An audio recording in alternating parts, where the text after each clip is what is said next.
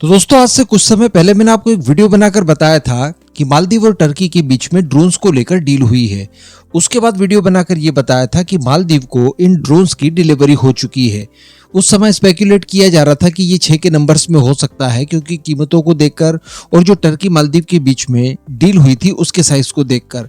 लेकिन अब एक्चुअली बताया जा रहा है कि 6 ड्रोन्स ही मालदीव के द्वारा टर्की से खरीदे गए हैं, जो न केवल मालदीव को हैंडओवर कर दिए गए हैं बल्कि मालदीव ने इनको इंडक्ट भी कर लिया है। जी हाँ, मालदीव की गवर्नमेंट द्वारा उनके सेना के अंदर एक नई फ्लाइंग विंग तैयार की गई है, जिसमें इन ड्रोन्स को इंडक्ट करके इन्हें ऑपरेशनल कर दिया है। और मैं आपको साथ में बता दूं कि ये ड्रोन्स न केवल सर्विलांस का काम कर पाएंगे बल्कि ये अटैक भी कर पाएंगे। $37 मिलियन के आसपास की ये डील थी, जिसके तहत 6 ड्रोन टर्की की तरफ से मालदीव को दिए गए हैं। अब इनको खरीदने के पीछे मालदीव की गवर्नमेंट की तरफ से जो उद्देश्य बताया गया है वो ये है कि 9 मिलियन वर्ग किलोमीटर में हमें गश्त करनी होगी, क्योंकि इनका जो एक्सक्लूसिव इकोनॉमिक जोन है उसका क्षेत्रफल कुल इतना आता है। तो इस संप्रभुता की रक्षा के लिए लगातार गश्त का काम करना पड़ेगा, और ऐसी परिस्थिति में अगर किसी तरह के कोई खतरे बीच में दिखाई देते हैं तो इन्हीं ड्रोन्स के जरिए इन्हें न्यूट्रलाइज करवाया जाए।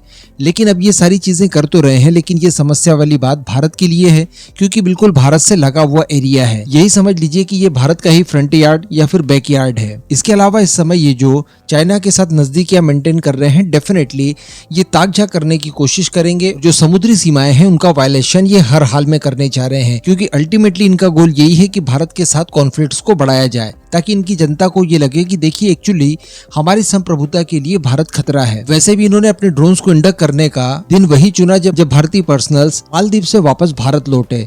तो कहने का मतलब इन्होंने इशारा तो दे ही दिया है कि ये इस तरह की कुछ गतिविधियां करने जा रहे हैं। लेकिन यहाँ पर अगर ये लोग इस तरह की कोशिश करते हैं तो डेफिनेटली बिल्कुल नहीं छोड़ा जाएगा, क्योंकि भारत किसी भी परिस्थिति में ये बर्दाश्त नहीं कर पाएगा कि एक छोटा सा देश इस तरह से बुली करने की कोशिश करे। और INS जटायु के आसपास अगर ये गलती से भी दिख गए तो हर हाल में इस बार हमारा Akash air defence system war proven हो जाएगा। इवन मैं कहूँ कि ये एक बहुत ही सुनहरा मौका है भारतीय आकाश एयर डिफेंस सिस्टम को वॉर प्रूवन बनाने के लिए। अब अगली खबर की अगर बात की जाए तो ये भारत के लिए बहुत ही ज्यादा पॉजिटिव है, और लास्ट इस तरह की 2 पॉजिटिव खबर पहले ही हम लोग कवर कर चुके हैं।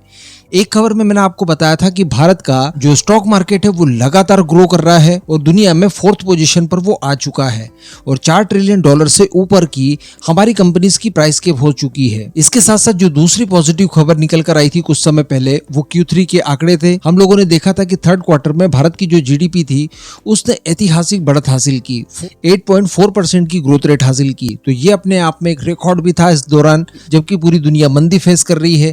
इसी समय एक और पॉजिटिव खबर निकल कर आती है, और ये खबर जुड़ी हुई है भारत के फॉरेक्स रिजर्व से। बताया जा रहा है कि भारत का जो विदेशी मुद्रा भंडार है वो पिछले एक सप्ताह में $10.47 बिलियन बढ़ा है, और इसी के साथ जो हमारा टोटल विदेशी मुद्रा भंडार इस समय है वो 636.10 बिलियन तक पहुंच चुका है। और पिछले कुछ सप्ताह से लगातार देखा जा रहा है कि हमारा विदेशी मुद्रा भंडार लगातार बढ़ते जा रहा है। इस बार जहां पर $11.25 बिलियन के आसपास बढ़ा, तो पिछले सप्ताह की भी अगर बात की जाए तो लगभग $6.5 बिलियन की इसमें बढ़ोतरी हुई थी, और उससे भी एक सप्ताह पहले की अगर बात की जाए तो $8.12 बिलियन की इसमें बढ़ोतरी हुई थी। तो लगातार ये ग्रोथ इसमें चल रही है, और ऐसा ही अगर 1 या 2 सप्ताह और चला तो हम लोग उस आंकड़े को वापस से टच कर लेंगे, जो आंकड़ा हम लोगों ने 2021 के अंत में देखा था, यानी अक्टूबर मंथ के आसपास, जब हमारा विदेशी मुद्रा भंडार इतिहास में सर्वाधिक आंकड़े पर पहुंचा था, यानी $645 बिलियन। तो अब इन दोनों ही खबरों को लेकर आपका क्या मानना है नीचे कमेंट करके जरूर बताइएगा।